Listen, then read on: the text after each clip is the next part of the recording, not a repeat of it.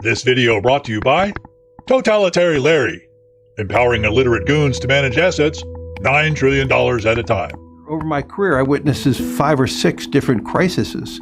Some of them were quite severe. Crises. Some of them were quite severe. Totalitarian Larry, there's a jackboot in your future.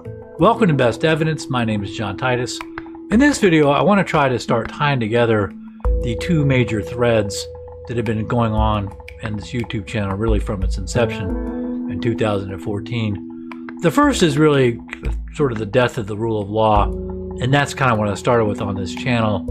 And the second is really the misuse of monetary power, and I've covered that really starting, I guess, in 2017. Really got going with the Alexander Del Mar video. But today I want to start with the first one, which is the death of the rule of law. I am now working on a 5-part series that documents the loss of the rule of law in the U.S. and that predicts the loss of U.S. sovereignty as the result of losing the rule of law. I think that's just sort of a natural extension. And I'm specifically predicting that the vector that's going to take out the sovereignty of the U.S. really in a de facto sense is going to be central bank digital currencies. I don't see any way around that. And I'll lay that out very clearly. But there's a pretty clear trend from starting with the serious loss of the rule of law up to CBDC, which I think is going to present a very interesting pattern. In this video, though, I really want to talk about the second topic, which is the misuse of sovereign monetary power. In the last few videos, I've laid out sort of the mechanics of what the Federal Reserve has been doing with the balance sheet and with the retail money supply since the onset of the pandemic. And it's really been for the first time expanding the retail monetary supply, the retail money supply for the benefit of insiders. And I've made a case for that very, very clearly. And that's been true throughout the pandemic. The Fed has been vastly expanding the retail money supply and really been doing so for the first time ever. It did not do that back in the global financial crisis of 08-09. It's sort of a new trick in the Fed's repertoire, and it's benefiting billionaire insiders in a way that I lay out in Quantitative Easing as the greatest sham of all time, or the greatest sham ever. So now when you see Federal Reserve officials, making personal stock trades and personal gains in the stock market, at the same time they're adding trillions of dollars to the public balance sheet, or to the balance sheet of the Federal Reserve, it really doesn't come as a surprise, because that's really the whole intent and the whole purpose of quantitative easing ever since the beginning of 2020. It's just to juice the stock market. And I've been explaining that for well over a year now. The reality, though, is that the Fed could have been doing that really at any time. The Fed has been on a tear with its balance sheet since 2008. And you can just see that if you just go into the St. Louis Fed website. You'll see that the Fed has radically expanded its balance sheet starting in September of 2008. But it didn't really expand the retail monetary supply, the retail money supply back then. So the big question is, why now? Why in 2020 does the Fed radically expand not only the wholesale money supply in the sense of reserves within the public circuit, but also the retail money supply? In other words, the supply of money that's ginned up and provided by commercial banks. The knee-jerk answer to that question is, oh, it's the pandemic, virus. But that's not going to work here, because it doesn't explain the pandemic or the virus or any of the explanations you hear 24/7 on the news. It doesn't explain why the Fed expanded the retail money supply in this so-called crisis, but left the retail money supply alone during the global financial crisis of 08-09. I mean, it wasn't like people weren't suffering back then. They were, and as we're going to see in a lot of ways, they were hurting a lot worse back then. So what makes a difference? What's different this go-round with this alleged crisis this time? What, in other words, is the difference between the global financial crisis of 08-09 and the so-called crisis now? And what I'm going to do here is lay out now the real crisis that's going on and that is not being discussed. And I'm going to talk about the response, what the Fed is doing and what the Treasury is doing as a response to that crisis, which is really financial engineering. Yeah, there's a crisis going on. It has nothing to do with any sort of pandemic. It's a debt crisis, and I'm going to sort of start getting into that in this episode. But what I'm going to make clear here is that the global financial crisis of 08 and 09 is a much different animal than what we're seeing now, and certainly a much different animal than the real crisis that's going on now. There is a real crisis now. It's a debt crisis, though, and no one's really talking about it. The people have said debt for a long time and complaining about the debt. But we're going to see in a few minutes that the debt has really taken a turn for the worst. It's really stage 4 now, and we're going to see public officials acknowledging as much. So I want to look at two crises. That's crises. That's the plural of crisis, Larry, not crises. It's crises. It's third declension in Latin, Larry. You'd learn that if you went to public school, Sanderson High School in Raleigh, North Carolina. It's not complicated. I mean, is anybody else amazed by just the uniformly low quality of people like Larry Fink in positions of power? It's like having a toddler the size of the Sears Tower running around your neighborhood. It's very dangerous. But such as, that's the way things are now. And it really depresses me. So let's look at the two crises through the lens of their effects on people's wallets, depending on their wealth bracket. I think that looking at the crises that way and the impact of those crises on people is a more memorable and maybe more relatable way to look at these instead of perhaps some dry numbers. And I'll have some color to add as we go along here, because I remember the global financial crisis like it was yesterday, and I'll talk about that in a bit. The ultimate question, though, is what's the real problem the Fed is fighting with its massive balance sheet expansion? And again, you can't say, oh, it's to help people, during the pandemic, because the Fed could have done that in 2008, 2009, and it didn't do that. It made the conscious choice not to do that. So I want to kick off this segment now with a clip that you never would have seen back in 08 and 09, and that you're just starting to see now in 2021, for this year. And this is the Fed chairman talking about how dangerous the national debt is, the size of the national debt. And again, this was recorded in April of 2021. So let's have a look at this clip and talk about it. Here's Jerome Powell. The debt is pretty high, 27 trillion or so, and the annual deficit is now about 2.5 to 3 trillion or so. Is that a concern to the Fed in terms of impacting inflation? So yes, in the over time and in the longer run, the U.S. federal budget is on an unsustainable path, meaning simply that the debt is growing meaningfully faster than the economy, and that's by definition unsustainable over time. Okay, wow. There are a couple noteworthy things there. First, we have not ever heard sitting public officials admit that the debt is out of control before now. And you heard him Powell say, we're on an unsustainable path of debt growth. And he's exactly right about that. And that's something you've never heard public officials say. They'll say, well, the debt's big, but it's manageable. And now you're starting to hear maybe it's not so manageable. it's an unsustainable path, meaning we have to do something to correct it. The second thing that's sort of unusual about that clip is it is not normal, really, to hear Federal Reserve officials opining on fiscal policy. Normally, the Fed wants to stay in its lane. That's a phrase that Powell has used, trying to stay in his lane. He means the monetary lane. He wants to stay out of the fiscal lane.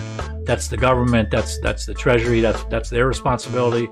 The Fed is supposed to be, in theory, the agent of the Treasury, implementing monetary policy. So it's a bit odd to hear a Federal Reserve official come out and opine that a fiscal phenomenon like the debt is on an unsustainable path. In this case, though, as it turns out, the Federal Reserve is following the Treasury's lead. And so I want to talk about how that might be. That clip of Powell, like I said, is from April of this year. But as it turns out, the Treasury had just published a report called the Financial Report of the United States a month earlier, in March, and basically said the same thing. I'm not going to cut to it. I'm just going to read from the cover letter from Janet Yellen to the report. It's dated March 25th, 2021, and you can see it here highlighted. Yellen says, during fiscal year 2020, the United States and the world at large were struck by a global pandemic and an adjacent economic crisis. That's kind of a weird phrasing, I thought. We invented 3 new steganography techniques. This financial report, a few paragraphs down, this financial report discusses not only current financial results, but also important long-term trends affecting our critical social insurance programs and fiscal health. So right away, she's sort of tipping her hand about what they're going to do, really what's giving rise to these concerns about the unsustainable debt path. And on page Roman 2, I guess the intro of the report, I just printed a couple of pages out of it. It's PDF page 9. You can see here in this heading, unsustainable fiscal path. That's exactly what Powell just said. I'll just read you a couple sentences. The continuous rise of the debt to GDP ratio projections, based on the assumptions in this financial report, indicates that the current policy is not sustainable. So that's what Powell's saying. And you can see here that any number of times I've indicated in red there, the Treasury is using the term unsustainable. So everybody in the Fed and the Treasury seems to be on the same page, which is the debt is unsustainable now. We got to do something about it. Adjacent crisis, though, is interesting language. They're trying to sell you on the notion that the main crisis is the virus, and that the financial crisis that's really going on is secondary. That is absolutely false. As you've just seen, the debt is totally out of control. Something needs to be done about it. In that report, the U.S. Treasury lumps the current crisis in with the global financial crisis of 08-09. It actually discusses the global financial crisis in much greater detail than the current crisis. But it's kind of implying that those are the same. They're the same sort of crises. And I won't go as far as saying they're opposite crises, but they're way different. And we're going to see that. So I want to compare the two crises and talk about what's really going on, because we're at a major fork in the road, and it looks like the Fed is taking us down absolutely the wrong path that's guaranteed to lead to disaster. So let's look at the two different crises by looking at their effect, like I say, on people's wallets, depending on their wealth bracket, basically depending on how wealthy people are. So let's just get into it. I want to cut over to St. Louis Fed graphs. And what I've got here displayed is 4 bands of wealth. It looks like 3 bands, but it's 4 bands of wealth. This first band here is the top 1% of wealth earners in the U.S. So the top 1% is here. This axis over here is trillions. This is $100 trillion right here. Don't get hung up on the amounts. The key thing here is that the 3 bands are roughly the same size, even though there are 4 bands there. The second band here is the next 9%, so it's from 90 to 99%, but it's 9% of the population. The third band here is the next 40% down, so that goes from the 50th percentile up to the 90th percentile. And as I say, those 3 bands are about equal in size. The fourth band is way down here. I was going to paint it dark green, but you wouldn't be able to see it, so I had to use a turquoise. This is the bottom 50% of wealth holders and their wealth. And as you can see, basically the bottom half of the population owns nothing. It's clearly a graph of the haves in green and the have-not in turquoise. This here is in terms of time, the global financial crisis of 2008 and 2009, GFC. There we go. This little skinny gray bar is the onset of the pandemic, and over here is where we are now. And down here, this is back in 2003. Sort of set the goalpost here. But that's what we're looking at. And what I'm going to do is I'm going to disaggregate. We're going to look first at the effect of the global financial crisis. As you can see, everybody's kind of losing money there. And in this crisis, you could see the so-called crisis now. Everybody's net wealth is going up. So what's up? Right away, you can see there's something different. I want to disaggregate these four different panels, though, 4 different bands of wealth. And we'll start with the top 1%. And here we're preserving the color scheme. And what we want to look at is really 3 things. When, before the global financial crisis, did the wealth of each wealth bracket peak? Quarter 3 here for the top 1%. You can see the amount here, that just under $20 trillion they had before the global financial crisis got raging on. The second thing we want to look at is how long did it take for the different wealth bands to get their money back. As it turns out, this was 5 years. It took from the third quarter of 2007 to the third quarter of 2012, as we'll see. And then finally, the third thing I want to look at is how much wealth did each band use. So you can see here that the top band, the top 1% here, they started at 20 trillion or 19.6 trillion. And then by the first quarter of 2009, they're down to 15 trillion. So that's a loss of 23.2%. And then they have to get back to regain their stature before the crisis. They're going to have to get back to $19.6 trillion. And dragging the tooltip over here, you can see that doesn't occur until the third quarter of 2012, about 19.2. But that takes 5 years. It took 5 years, 23% loss. The numbers themselves aren't important. What's important is the patterns, and we're going to look at patterns between the different wealth bands. The next group we want to look at is the 90 to 99th percentile. That's the next 9. You can see that they were actually materially better off than the top 1%. They only lost about 10%. I happen to know it's 10.1%. And they also, though, like the top 1%, their wealth peaked out to the third quarter of 2007, meaning that's about when it started to decline. And this group only took about 3 years to get their money back. They started at you could see there, $24.999 trillion. And if you drag the tooltip over, you could see they ticked back up over $25 trillion the first quarter of 2011. So that's 3.5 years later. They're kind of back on their feet. That's a temporary high, then they kind of lose again and they're back up. But very similar to the previous graph. The top 1% and the top 9%, very similar graphs. The next is the group from 50th percentile to 90th percentile. So that's 40% of the people. And again, you can see the wealth here peaks out. If you look at the numbers there in the tooltip, quarter 3 is slightly higher than quarter 4. So that is the peak wealth. Again, third quarter of 2007. The loss of wealth here, in this case, from the 50th percentile to the 90th percentile was, again, it wasn't that big. It wasn't as big as the top 1%. It was minus 13.7%. And again, in this case, it took this group from the third quarter of 2007, took them 5 years to get back to, get their money back, basically. And you could see that by dragging the tooltip from third quarter of 2007, where it is $20.6 trillion, to the third quarter of 2012, where it's $20.7 trillion. So they're back in business. The point here being, all 3 of these graphs are very, very similar. So if I cut over to a table of the different percentile, the 4 different classes, you can see I've got them broken out here. By percentile, we've got the top 1%, top 10%, like I said, the 50 to 90th percentile, and then the bottom 50 percentile.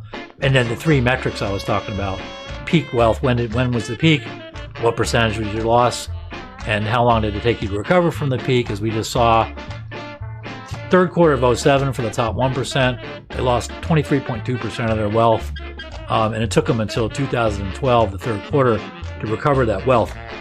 And those numbers, by and large, are kind of 5 years. In other words, it took 5 years for the top 1% to get their money back. And those numbers, by and large, are very similar to the numbers for the next three brackets of wealth. So really, everybody in the top half of wealth holders is okay 5 years later. They're back on their feet.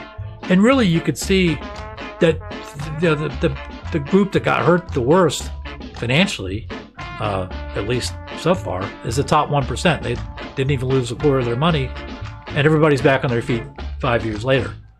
And so that's sort of the summary. But now what we want to do is we want to turn to the bottom 50%, because it's a much different story. There's, like I say, there's not much difference between the top three bands. They all peaked in exactly the same quarter. They had roughly the same losses, and all of them took 5 years to get their money back. But now let's look at the bottom 50%, which you saw compressed in the aggregate graph with the three bands, which is really four bands. Now I want to disaggregate that graph and look at it, because it is much different than the others. So let's just take a look at that. Here is the bottom 50%, and boy, what a difference right away. You can see that this is a much different graph than the other two. The losses are much more severe. But let's start with when the peak occurred. Look at this. For the bottom 50% of wealth holders, the peak didn't occur in the third quarter of 2007. It occurred in the first quarter of 2007. And that brought back a lot of memories for me. I will tell you how I remember that. But let's look at how much money the bottom half lost. So let's just put this in just sort of real terms. Let's say you started in the first quarter of 2007 and you had $1,400. By the time you end up hitting the bottom here, in the second quarter of 2011, you've got $185. So that's an 86.8% loss, which, the biggest of the previous three was 23%. This is now, minus 87% of your money. Another big difference between the bottom 50% and everybody else is how long it took to get their money back. So you're looking here, you're trying to get back to 1401, 1402, that's $1.4 trillion. How long does that take? You won't hit that. They don't hit that until the first quarter of 2018. You freeze that there. There you go. At 1437 there. So from peak over to here, look at that. It took 11 years to recover. And in between, you'll note that this is 2011. Not really a coincidence in my mind. You had Occupy Wall Street right there. And then 2016, of course, right about right here, we have Donald J. Trump gets elected as president. They may seem like much different events, but economically they both look like products of a protest from my point of view. People seem to be pretty angry about losing their money. I remember this time really well. The first quarter of 2007, this completely jibes with my memory, because what happened is, at that time I'm living in Chicago. There's a guy on my street, there's a comedian, and he'd lived there a number of years, and I was buddies with him. I saw him in the bars. Occasionally I'd see him at the OTB betting on the punnies. The guy's name was John Fox. He was a stand-up comic, but I didn't know him that well because he wasn't around. He was a stand-up comic, and he was on the road all the time. But that changed in a big way in 2007 for him. And I remember that second quarter because in the first weekend in June, at least back then, our neighborhood, Old Town, would kick off sort of the summer festival season in Chicago with the Well Street Art Festival. And it was there. I had just started dating somebody that Fox knew. And, I said to him, I said, hey, it's not that I'm glad seeing you around the neighborhood and all, but what's going on? Normally, I don't see you around, and now I'm kind of seeing you all the time. What's up? And I never forget this. He says, man, he says, nobody has any money. I'm like, nobody has any money? What are you talking about? He says, yeah, nobody has any money. He says the entertainment dollar is the first to go. Fox had been around for a long time. He started to stand up. There's no borders.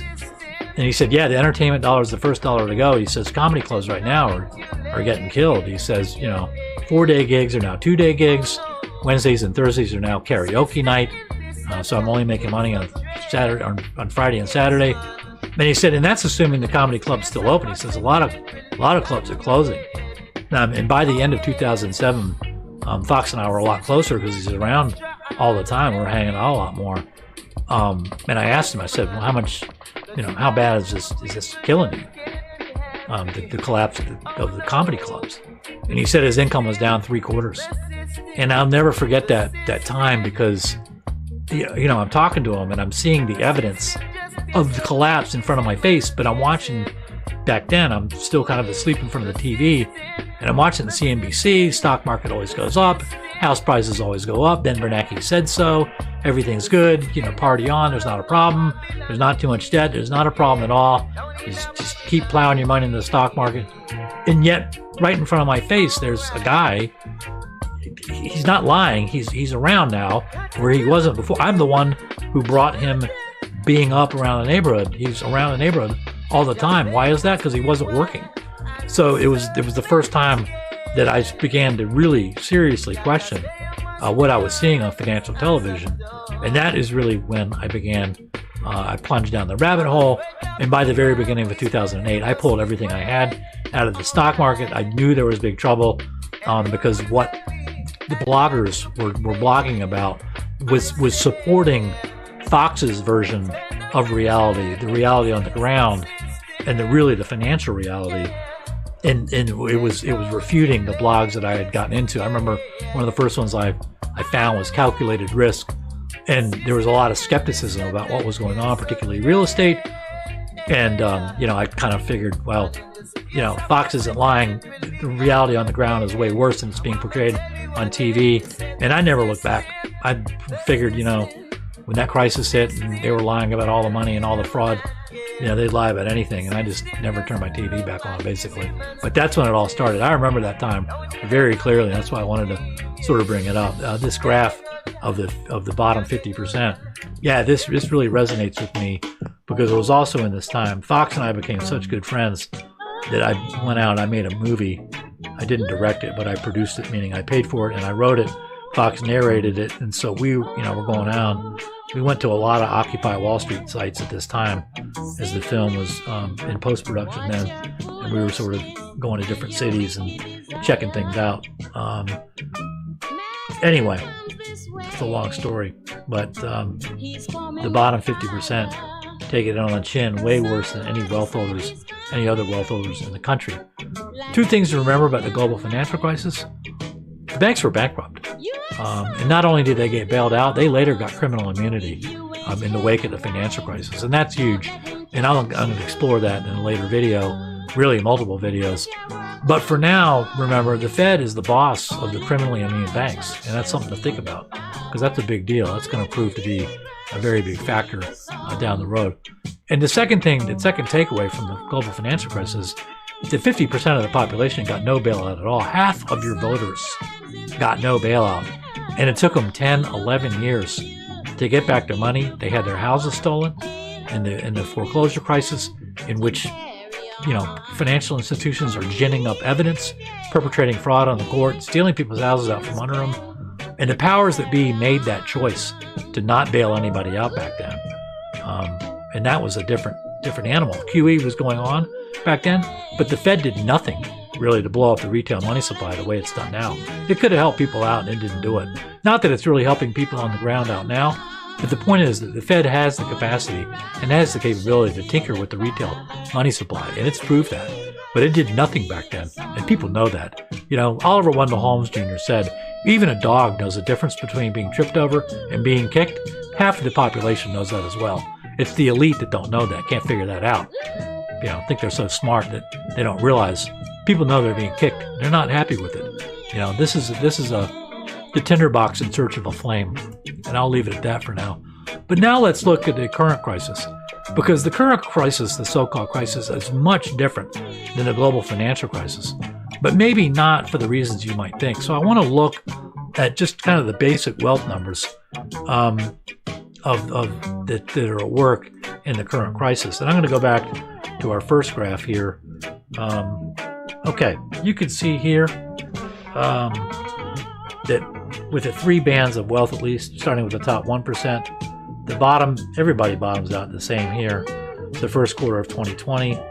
And everybody's net wealth is rising quite a bit. This is an aggregate curve here, so you can't really read too much into that. But I'll just tell you the numbers. The top 1% has gained like 40.5% of net wealth since the first quarter of 2020. The next group is 90 to 99. They have gained 26% since the bottom there in the first quarter. And then from 50th percentile to 90th percentile, they have also gained, it's about 20% there. And then to look at the bottom 50%, we got to go over to here, and you can see here, here's the local bottom here. And look at this, is the biggest gain of all, which is very, very interesting. That is plus 63% of net wealth for the bottom half. And you might wonder why that is. Part of that is sensitivity of balance sheet, meaning the less sensitivity of balance sheet, meaning the less wealth you have, the more violent your wealth reacts to swings in either direction. We certainly saw that in the global financial crisis. Some of this is inflation as well, but not all of it. And a good portion of it, though, is coming from something else altogether. And I want to talk about that. Obviously, what's going on there really is not a financial crisis per se. Something else altogether is going on, having people's wealth increase like that. That is not a crisis. That is financial engineering, plain and simple. And if you doubt me, I want to take a look at the next graph in our deck here, so to speak. And this is the graph of checkable deposits for the top 1%. Remember, I've been showing over and over and over again on this channel that when the Fed added $3.5, $4 trillion in reserves to its balance sheet, it also forced the creation of $3.5, $4 trillion of retail money. Probably the clearest place I've laid that out is in QE's The Greatest Sham Ever, where I explain exactly how that's going on. But I've done a few videos on that topic. But to show you that this is really financial engineering, you want to look at checkable deposits of the top 1%, because when the Fed is buying assets this time, as opposed to the global financial crisis, it is buying those assets from non-bank financial institutions and non-bank entities. And it is basically, when it's doing that, it is replacing assets held by those entities with cash, with checkable accounts. And when you see the checkable accounts for the top 1%, you can see exactly what's going on here. Look at this graph here. This is checkable accounts for the top 1%. Now, this is top 1%, okay? And this is, you can see here, that would be about $225 billion in quarter one. And this would be a little bit over $1 trillion. As it turns out, there are about 120 million households in the U.S. So as the numbers would shake out, there would be about 1 million households in the top 1%. So you can sort of divide it out and figure, kind of look at it this way, that when the pandemic hit, the average member of the top 1% household had about $225,000 in the bank account, in the checking account. And after the Fed got done, that amount is now over $1 million. So you can see the amount of money in checkable accounts. This is the Fed. This is the Fed buying assets from basically wealthy people who had $225,000. The Fed comes in and buys their treasury from them, and then you can see what happens. Fed pays them. They're not going to be able to sell the thing and the market can get a good price. So the Fed buys it for them, and now they've got, $1 million in their bank account. Yeah. So that you could tell just on the basis of this graph alone, this is financial engineering, plain and simple. That's not really a crisis at all. There is a crisis, and I'll talk about it, but what you're seeing here with these graphs from the Fed, this is pure financial engineering. This is the Fed responding to unsustainable debt path. And like I say, I've made videos about the Fed buying assets in a way to inflate the retail money supply by buying from non-bank financial entities. You can see that here in checkable deposits. So the Fed buying assets from non-bank entities, such as wealthy individuals and non-bank financial entities like hedge funds, that certainly explains the 40% rise of the net wealth of the top 1%. But remember, what about, we just saw that the bottom 50% had their net wealth rise by 63%, which is, quite a bit more than the top 1%. Yeah, part of that rise, the 63% rise, is asset inflation, but it's not 63%. So what's up with that? What's the reason that's going on? Inflation can account for part of it, but not all of it. And what I want to do is I want to take a look at the next graph, which is the Treasury General Account, the TGA. So what I've got here on this graph is, this is the same net wealth graph in the turquoise, the light blue of the bottom 50%. You can see it just astronomically going up throughout the pandemic, from here to here. Like I say, that's a 63% rise. But look at the same time what's going on. I want to line these up so you can see that the bottom here corresponds to sort of the local minimum. Little windy curve, hard to draw a straight line. I'm on the edge of the table. But that's a Treasury General Account. What does that mean? The TGA, the Treasury General Account, is the account that the Treasury holds at the Fed. And so the way to read this is when the TGA account is going down, okay, as it is here on the right side of this graph, down, down, down it goes. I'm going to switch pen colors. That's not too clear. 1, 2, oops. 2, there we go, red's better. I'm going to switch colors.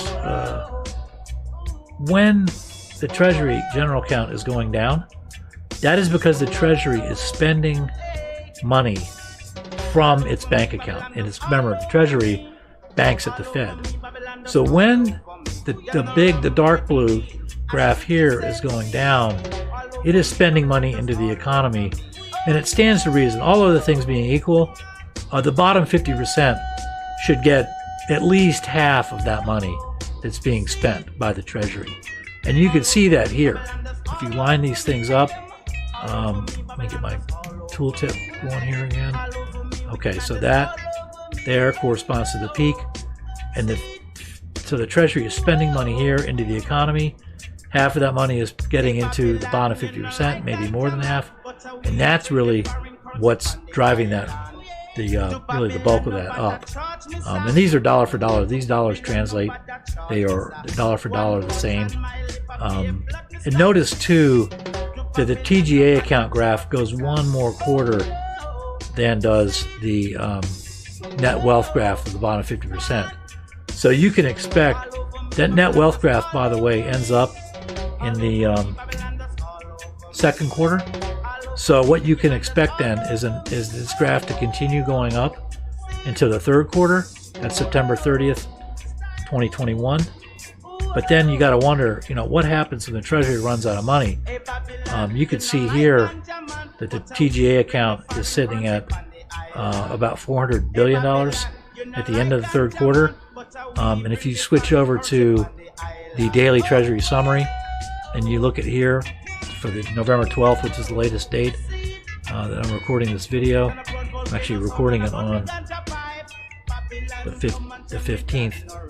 So Friday is the last day we have that graph, but you can look at the PDF here and see that the TGA account is now, it's not $400 billion anymore, it's $220 billion. So that amount, back to this other graph, it's going down. And the question is, what happens when the Treasury, when that account gets emptied and there's no more money to be spent in the economy? That's a major question.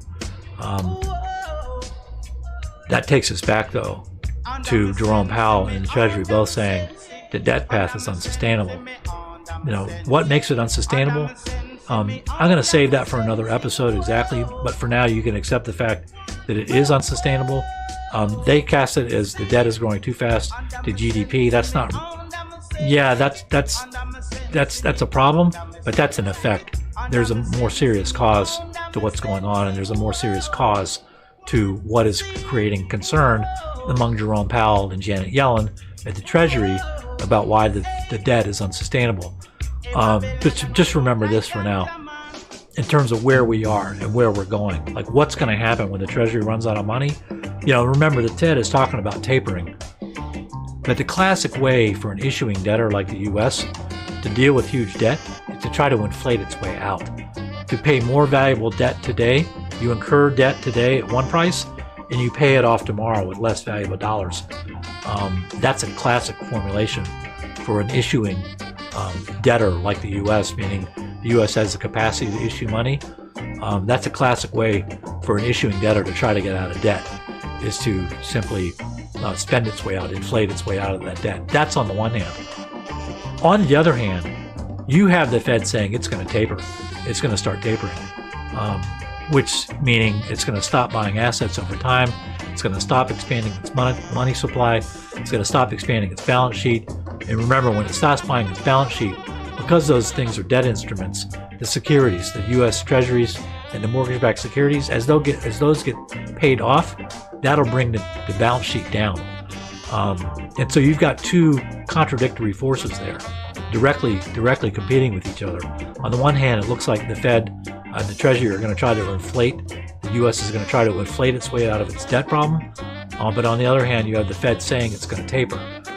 That taper notion, by the way, aside from undercutting the inflation plan, you saw the other plan with it is that the Treasury is running out of money, and it's not going to be able to continue propping up the bottom half of the population, certainly, really anybody for that matter.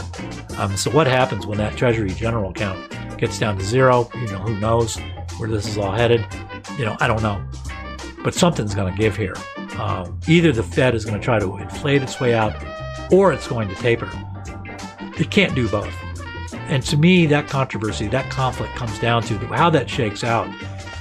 Which side is more credible? That comes down to this.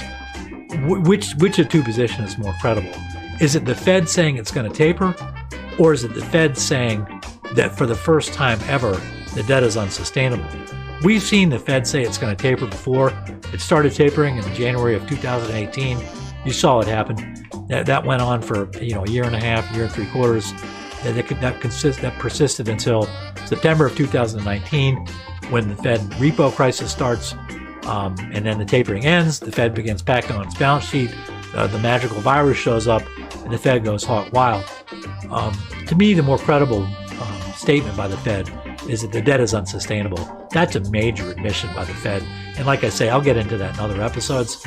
I just don't see the Fed doing anything other than doing more asset purchases, more inflating, as the U.S. tries to scramble out of its massive debt problem. And the Fed and the powers that be may even need a new crisis. They may need a new cover story to get what they want in terms of inflation. I don't know. But make no mistake, the Fed admitting unsustainability is a very serious thing. And the Treasury is saying the same thing. You saw that in the report.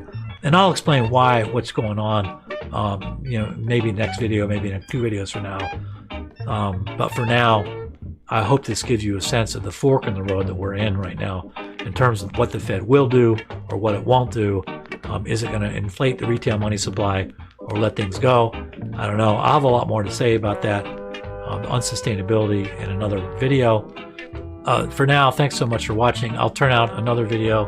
I'm probably going to release another video of a presentation I gave that'll sort of re-emphasize some of these points. But thank you so much for watching, and I'll see you next time.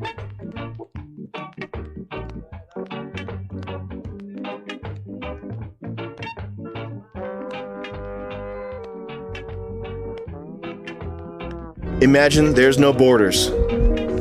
Imagine there's no way to protect your property. Imagine you don't have property. Imagine private property is abolished. Imagine you rely on the state for grain. Imagine a beautiful world like that. Imagine you line up for bags of rice and bread, and you can't protect yourself. You can't own land. A beautiful you world. Can't own anything. The state can put a gun to your head for no reason. Imagine, even though guns are abolished, you have to have guns to enforce the abolishment of guns. It's complicated. But imagine that. If you want to get there, you need something more powerful than reason. What you need is you need a beautiful, tight, you need rosy cheeks with lots of makeup and beautiful puckered lips with red lipstick. You have to make your mouth, paint it red to be suggestive of a vagina that is fertile. And you have to paint your cheeks red to be suggestive of buttocks. You withhold your ovaries, you use your ovaries, you hold them hostage. That is how you save the world. And that's why I thank a white lady today. And that's why you need to thank a white lady today. So this is connected and convenient. WashPass puts you in control, which is interesting because you don't actually own it. So let's take a look at the model. WashPass gives you a smart washer for a one-off payment of £69 with your monthly payment of $6, whatever they call it in England, plus 8.8, whatever they call it in England's wash covering usage of the machine, the cost of detergent deliveries, plus service and support. So this is an interesting business model here, trying to get people used to the idea of renting their appliance rather than owning it. Now, you do have to keep in mind that they are covering the cost of detergent delivery plus service and support there. And now, granted, here they say that they'll deliver your initial detergent supplies. They'll even deliver your detergent, because you can't get cheap detergent on Amazon via something like, let's say, Subscribe and Save, where you buy it and it just shows up. I think you're going to see more and more companies be upfront and honest about this, where they're going to say, listen, we're not just going to sell you it and let you pretend that you own it, but you don't really own it because you can't buy any of the parts needed to fix it, and you can't get access to the manuals needed to fix it. And if you go to the companies that made the parts that went into this machine, they won't sell it to you. So, you know, when it breaks after a year or two, so we'll let you think you own it, but you don't really own it, to a model where you actually don't own it, where they're honest up front and they say, listen, over the course of 2 to 3 years, you are going to rent this machine, and you will spend as much in those 2 to 3 years to rent this as you would to actually just outright purchase it. You're going to spend a lot of money to rent it. You're going to be worse off after 3 years than if you had simply purchased one, and you're going to be happy with it. You understand that? You don't own this. You're renting it from us. It's going to cost you more after the 3rd year than if you had simply purchased it, but you're going to be happy with it.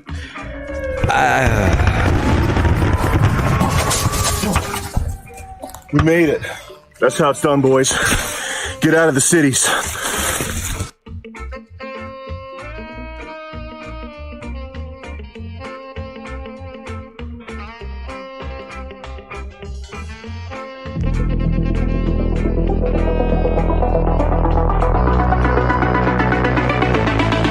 This is all wrong. I shouldn't be up here. I should be back in school, on the other side of the ocean.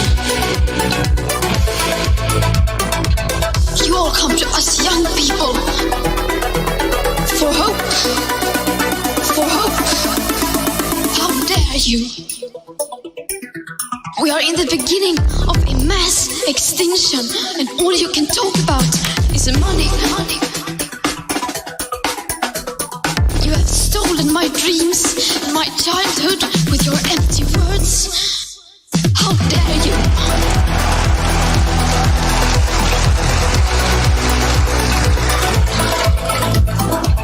For more than 30 years, the science has been crystal clear. How dare you continue to look away and come here saying that you're doing enough, when the politics and solutions needed are still nowhere in sight. In sight. You say you hear us and that you understand the urgency. I say we will never forgive you. We will never forgive you. Never.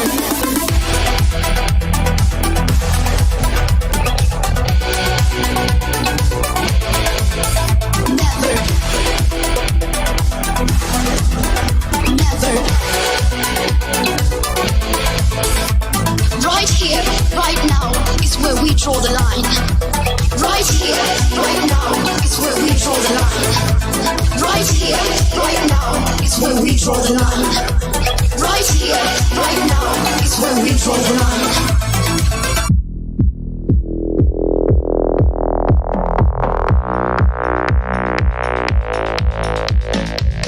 But no matter how sad and angry I am, I'm one of the lucky ones. One of the lucky ones. People are suffering. Ecosystems are collapsing. People are dying. How dare you? How dare you? How dare you? How dare you? How dare you? We will never forgive you. The world is waking up. And change is coming whether you like it or not. We'll be watching you. Thank you.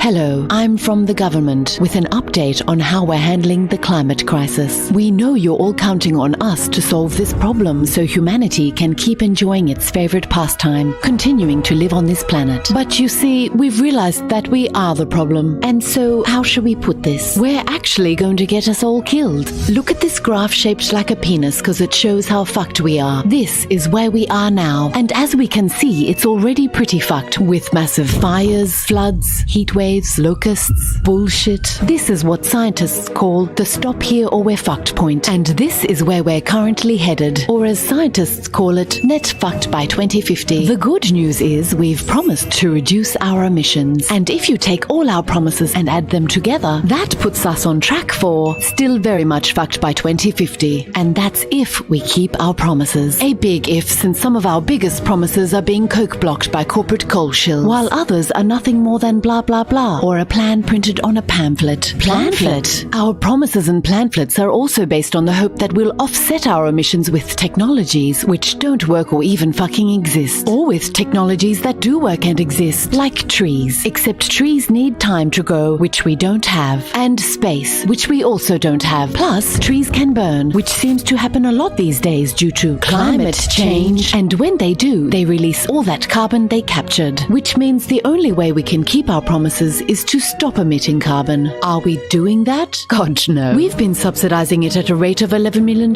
per minute, which discourages investment in renewables by distorting the market. And that's why there's a huge gap between our promises and where we need to be. We don't talk about that gap because that would entail a complex process called being honest. Being honest would mean admitting that we're failing. And we can't do that because then we'd have to stop failing. That would mean ending fossil fuel subsidies and banning all new gas, coal and oil projects. And to anyone suggesting harming our precious children like that, we say, how dare you? So being honest isn't an option for us, which is why we've come up with the next best alternative. Net zero by 2050. Net zero by 2050 means that instead of being honest this decade by taking this path, we leave the being honest part to the last minute by taking that path instead. As you can see, both lead to net zero in 2050, but they're very different journeys, because this path adds this many emissions to the atmosphere and that one adds 3 times as much. And since emissions are what's causing the planet to warm, that means crossing the stop here or we're fucked point, which risks setting off irreversible chain reactions beyond our control. That's the exciting part of running an experiment with the only planet we know that supports life in the whole fucking universe, just so we can make a few billionaires even richer. Net zero by 2050. Anywho, feel free to take over from us at any time, because as you can see, we're captured by the fossil fuel industry, compromised by our moral failings and lack of vision, and probably going to get us all killed. This has been a message from your local government franchise. Goodbye. Authorized by the Department for blah blah blah.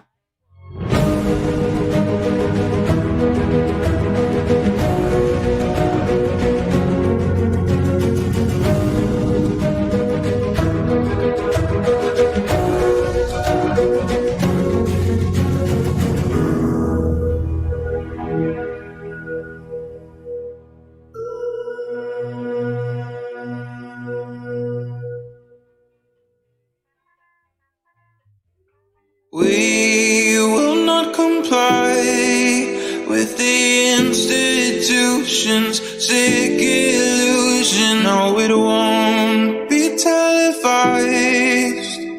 Welcome to the revolution. We will not comply with the institutions, sick illusion. No, it won't be televised. Welcome to the revolution.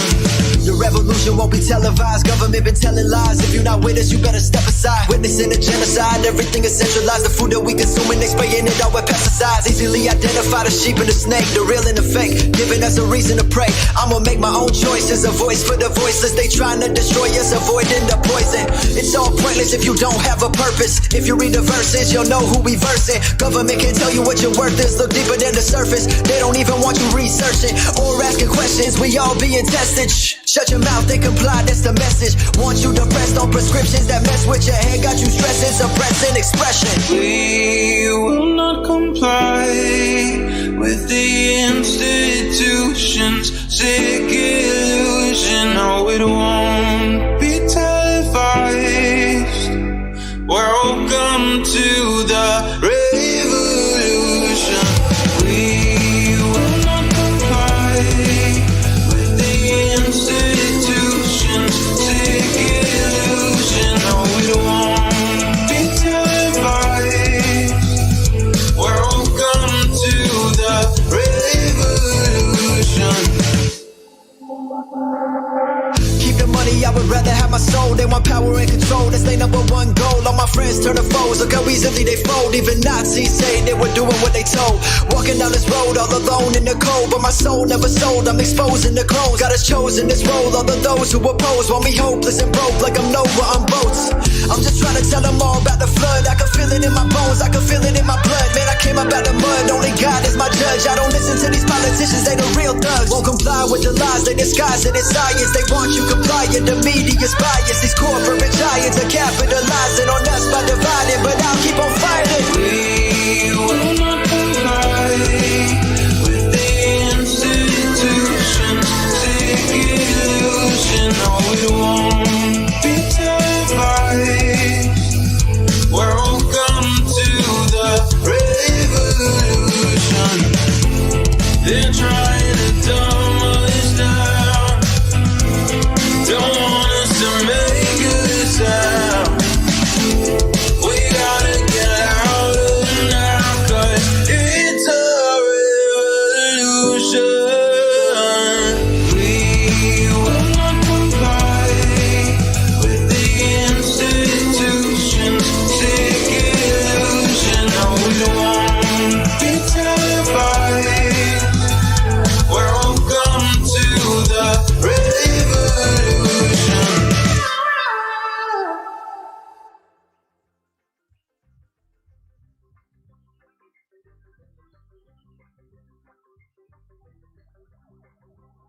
This is a war on religion. This is a war on the children. They give you the cure with the sickness. This is a war on tradition. This is a war on religion. This is a war on the children. They give you the cure with the sickness. This is a war. This is a war. This is a war that we living through, never reveal to you that they also leaving killing you. They don't tell you what the hell you agreeing to. Sheep in a herd and you don't know who leading you. Keep on proceeding to follow, your mind is so hollow. Are you being coddled by government swallowing up everything that the media tell you without a question or a problem? All of these sheep being slaughtered, they poison the water, removing the father, ain't trusting these daughters, ignoring blue collar, keep printing the dollar, brainwashing your sons and your daughters, ain't got any honor. If I'm being honest, I just ain't picking this side, but I'm gonna ride for my freedom and die for my freedom and question the government lies. A lot on my mind and so little time, gotta think all of us needing a sign. The devil he hides an ego and pride, they sell and they paying the price. God won't give you more than you can handle. Government should be dismantled, every politician got a scandal. Prepare for the war, we going to battle. This is a war on religion. This is a war on the children. They give you the cure with the sickness. This is a war on tradition. This is a war on religion. This is a war on the children. They give you the cure with the sickness. This is a war. This is a war. I'd rather be red pill, get killed, than ignorant living and meet that still. Don't stand up for something nothing, you falling for nothing. Don't wait till the world that we know fall ill. This is the revelation of our generation, losing civilization. I'm determinated just to liberate us with our dedication. For the Terminator, fuck your medication. The administration can alienate us or exterminate us. I'll just keep on praying for your salvation. You are outdated. Society becoming outrageous. Keep your house painted for the firstborn. The angel of death in its worst form. We being scorned, look out for their horns. Remember, this isn't their first war. They coming prepared, so just be aware. They do not want to hear none of your prayers. This is a war, they ain't playing fair. They feed off your fear, they wanting you scared. Death and despair, it's all in the air. Just be aware, you think I care? The more that you know, the more that it's clear. This is a war, it's already here. This is a war on religion. This is a war on the children. They give you the cure with the sickness. This is a war on tradition. This is a war on religion. This is a war on the children. They give you the cure with the sickness. This is a war. This is a war. Home of the slave till the crickets make a sound. Where's the bold and the brave? We all have to stand our ground. Home of the slave till the crickets make a sound. Where's the bold and the brave? We all have to stand our ground. This is a war on religion. This is a war on the children. They give you the cure with the sickness. This is a war on tradition. This is a war on religion. This is a war on the children. They give you the cure with the sickness. This is a war. This is a war.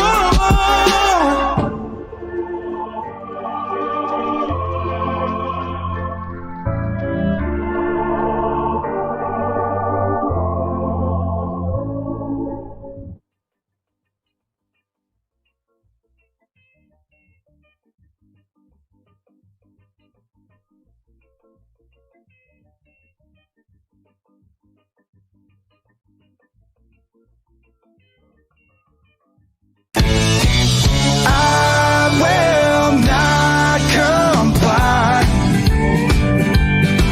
Quit trying to take me to task, cause I don't wanna wear a mask or take a vaccine that could maybe make me die. They got no scientific evidence to back that crap up. All they do is feed us lie after lie. That's why I will not comply. Now, since back last March, I've had an achy, breaky heart like old Billy Ray Cyrus. I've been catching a case of the blues from the news around this damn coronavirus. Now they're telling us we gotta keep our chin divers up, even if we got the shot in the arm. But nobody's talking about exercise or eating food that's fresh grown from the farm. That's why I will not comply. Quit trying to take me to task, cause I don't wanna wear a mask or take a vaccine that could maybe make me die. They got no scientific evidence to back that crap up. All they do is feed us lie after lie. That's why I will not comply. Show 'em what non-compliance sounds like, boys!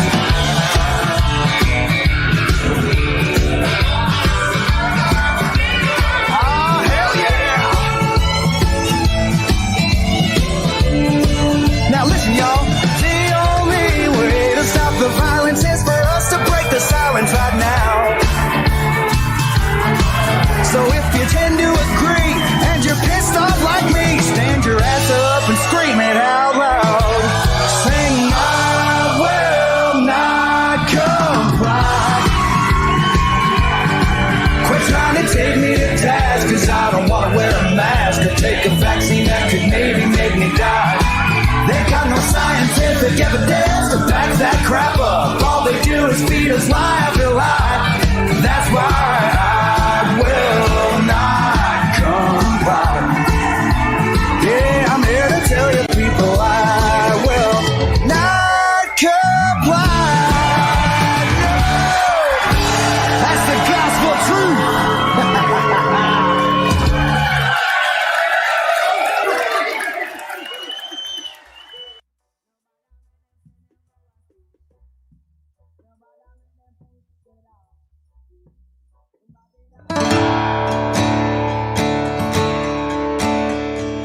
never thought I'd be alive to see how this world ends. With dinosaurs, big storm clouds, nobody would have guessed. That newsman on the TV must have gone way back in time. Seems like all he wants is trouble, and all he sees is black and white. We won't forget the 13 souls who never made it home, or the reason why they didn't, but I pray God bless them all. It seems like we forgot about what matters in this world, like family and damn good friends. We stand the ground that we planted our roots in, and hold it down with the colors of freedom now. Well, can't you hear that sound of old glory? She's throwing her hands up, and we're singing that all new American anthem. Let's go, Brandon. Nowadays it feels like all they want is to divide, but they'll never understand we won't go down without a fight. I know it won't be long before it all comes back around, but until then, we'll stand the ground that we planted our roots in, hold it down with the colors of freedom now. Can't you hear that sound of old glory? She's throwing her hands up, and we're singing that all new American anthem. Let's go back to the way things used to be, the home of the brave, the land of the free, white picket fence, all American.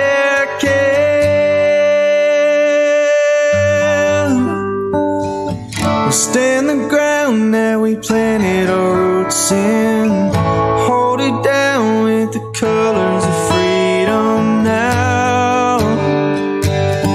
Can't you hear that sound of old glory? She's throwing her hands up, we're singing that old new American anthem. Let's go, Brandon.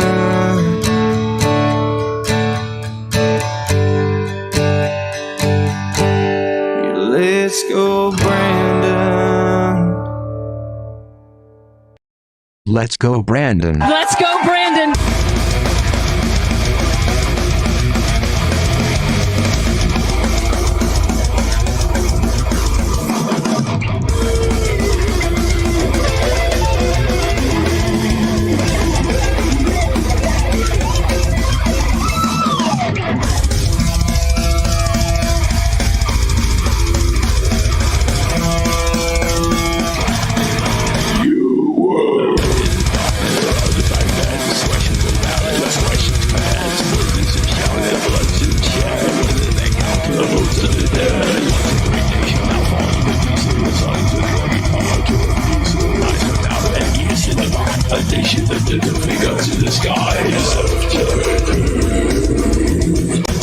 Let's go, Brandon.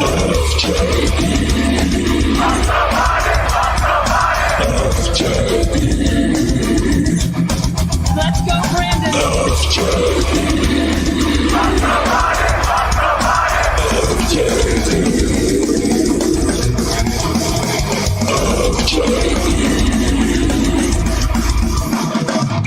My country is liberty, sweet life and liberty, and to your haters I will bring misery.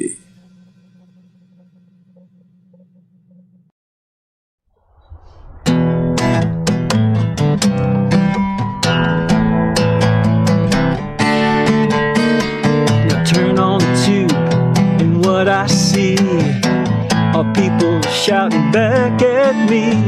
It's time for a change, so get on board. And if you don't, you'll be ignored. It's not enough to live our lives. Now we must pay and sacrifice. They stack the deck, now the fix is in lies or truth, truth is sin.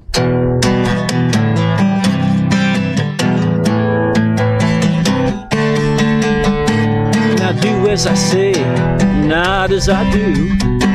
Your fate is all the chosen few. Forget your rights, we got it down.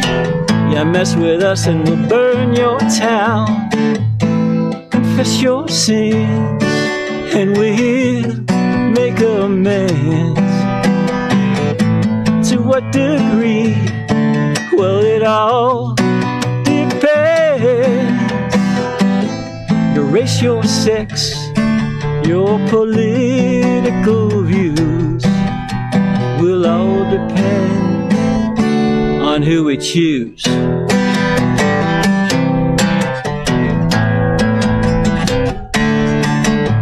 Now come on down, the water's fine. What's theirs is yours, what's theirs is mine. We'll pay your bills and we'll cut your grass. We'll steal it from the working class. There's no recourse, there's no Superman. It's time for us to take a stand. The rules have changed and we must be tough and make it clear we had enough.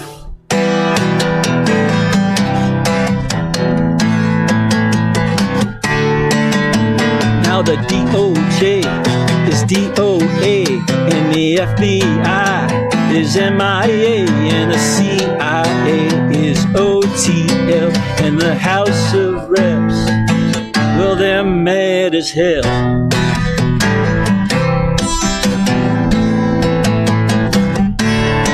Mad as hell.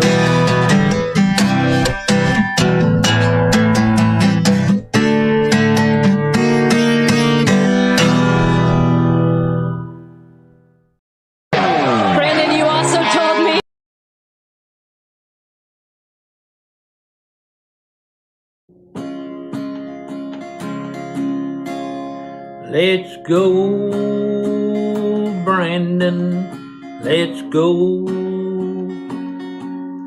Yeah, I'm talking about you, Sleepy Joe. You're a Marxist and you're woke. You're a jerk and you're a joke. With you, America is going broke. So let's go, Brandon, let's go. All of the Americans who in Afghanistan were abandoned. Say it with me loud and clear, let's go, Brandon. Fauci, Austin, and Millie, along with our cackling VP, they should all sing it along with you and me. Let's go, Brandon. Yeah, let's go, Brandon. Let's go. Yeah, I'm talking about you, Sleepy Joe. You're a Marxist and you're woke. You're a jerk and you're a joke. With you, America is going broke. So let's go, Brandon, let's go. Executive orders left and right with reckless abandon. Deserves a hearty yell, let's go, Brandon. Illegal immigrant caravans, Psaki, Schumer, and Speaker Nance cannot stand the chant. Let's go, Brandon. All of these crises and failures surely are not random. They are orchestrated by our Marxist in chief. Let's go, Brandon. Bill and Hillary, the mainstream media on TV, as well as the big tech elites, do not agree with Let's Go, Brandon. But let's go, Brandon, let's go. Yeah, I'm talking about you, Sleepy Joe. You're a Marxist and you're woke. You're a jerk and you're a joke. With you, America is going broke. So let's go, Brandon, let's go.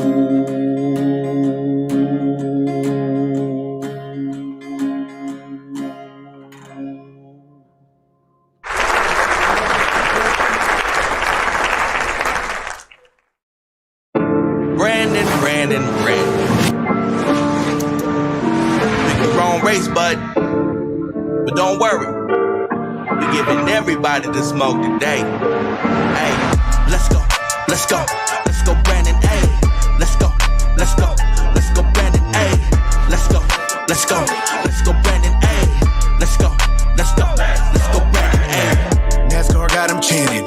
Hey, let's go, Brandon. Some don't understand it. Who really commanded? Left Kabul abandoned. How dare he do it, Dannon? He don't want us to breathe.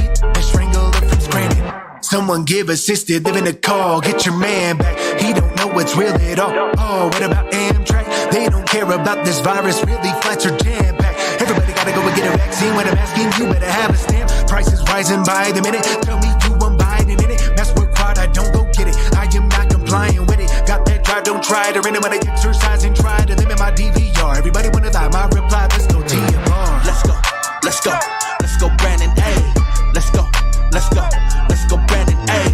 Let's go, let's go, let's go, Brandon, ayy.